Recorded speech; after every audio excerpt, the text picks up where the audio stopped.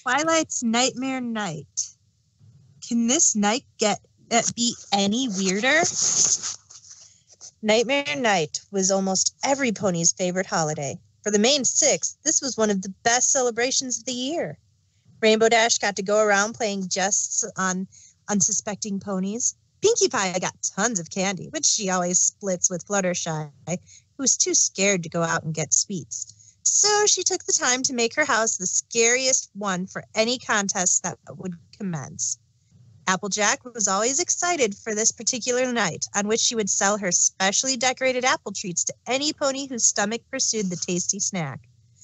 Rarity, of course, had to flash her costumes for all of Equestria to see. She never lost the costume contest, as the judges were too impressed to bother with any pony else's. For Twilight Sparkle, though, Nightmare Night was the time of the year where she would unleash a flurry of spells across Equestria.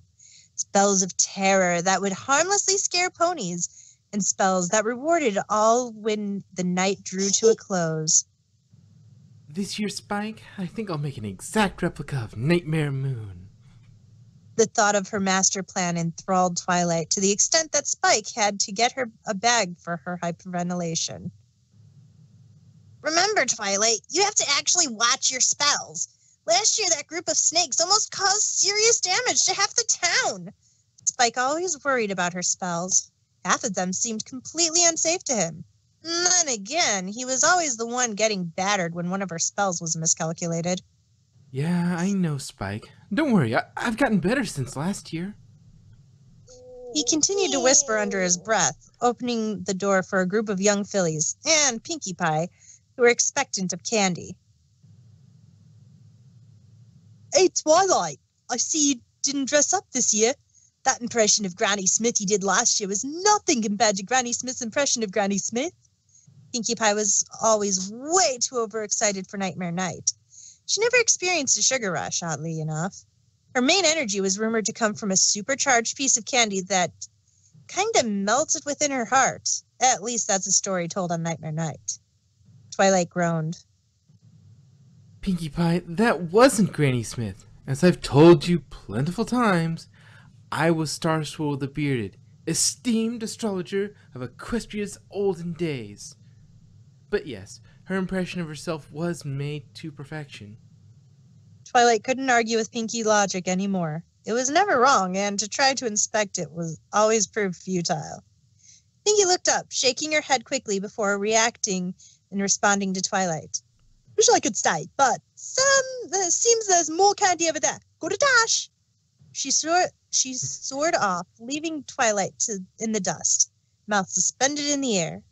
Turning around, she heard a loud zap behind her, followed by a cry of anguish from what seemed to be Derpy. Is that still... I don't know who had to be Derpy. Oops, my bad. Spike, we need to execute this spell immediately. If we get distracted again, I might yield to the joy of Nightmare Night, failing my spell for the year. The princess would question me, and then I'd have to provide an explanation over how I could contribute to the festivities, and that cannot happen. Her eyes were wide, her breath fast. Spike came over to comfort her, patting her coat. Twilight, don't worry about it. I'm sure we can get this finished, and then go to enjoy some time with our close friends. Rarity already promised me a spot next to her in the costume contest, so I'm as eager as you are to finish this and get on with my life. Bearing her spell book in his claws, Spike held the book mere feet from Twilight, watching in anticipation for her to construct the spell so he could make his flight to beloved Rarity. Her horn lit up, only weakly at first. As seconds passed, the room began to glow brighter until the library was engulfed in the purple warmth that was Twilight. A dark mass of clouds came in through the windows, each one fusing with the next to form a bubble that hovered over the two in the center. One looked up in terror. The other had her eyes closed in concentration. As the magic became stronger, so did the surges of power over Ponyville. The lights in all houses flickered as winds developed into storms. The mares and stallions outside shrieked with fright. Twilight finally looked up gazing at the bubble which proceeded to burst. The room was now capped with black ooze, which smelled oddly of cotton candy. What happened, Spike? Did I do it? Spike's expression told her that all that she needed. His pointing claw edged Twilight to swing towards her window, gasping at the sights outside. The air was filled with black smoke, a hollow figure creeping at the exterior of the library. Hustling to the window, Twilight saw the dark deceptor herself. Nightmare Moon stood just out of grasp, her humorous mania reverberating off the houses and shops around her. Ooh. Nightmare Moon? But how? The spell must have gone wrong. Out of the light? That's no mist figure. The door burst open, the shadowy character casting vicious glances about the room she now stood in. Maydrop. Twilight Sparkle, show yourself. Peeking out from the bookshelf, Twilight raised a hoof. Right here, Miss Moon. Dang it! Her refusal to be a liar had put her in another bad situation. You have brought me here yet again, have you? Well, you must know my objective then.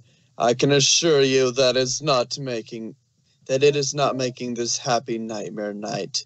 Thank you, Twilight Sparkle. Once I go to the changing homeland and retrieve my army, I will return once again to bring havoc to your weakened Equestria. Twilight gawked as she watched the evil beast fly out of the library, the smoke disappearing with her. Charging outside, she became frantic, rushing up to every pony to make inquiries about the new threat to Equestria. Did you see that? Contact Princess Celestia immediately. She's back. Oh, Celestia's here. Contact me about what now? Princess Celestia stood high above Twilight, who froze at the mere whisper of Celestia's voice. Nightmare Moon, Princess, she's returned. At the mention of the name, Princess Celestia chuckled. Twilight, have you been reading too many Nightmare Night tales again? I'm sure if Nightmare Moon returned, then I would notice, would I not have? Twilight couldn't help but give a slight glare to her mentor. I saw her, Princess. Please, at least do something. Princess Celestia was replying to all of Twilight's comments with some sort of laugh. Twilight, if it will make you feel better, I will send out a search party. But honestly, stop reading those books. Nightmare Night is a time to hang out with friends. With a flash of her horn and a whoosh of the wind, Celestia was gone. Twilight stood there grumbling, trudging back into her library to put on her costume. This year she decided to try a banana, as it seemed to be the thing that no pony else would wear.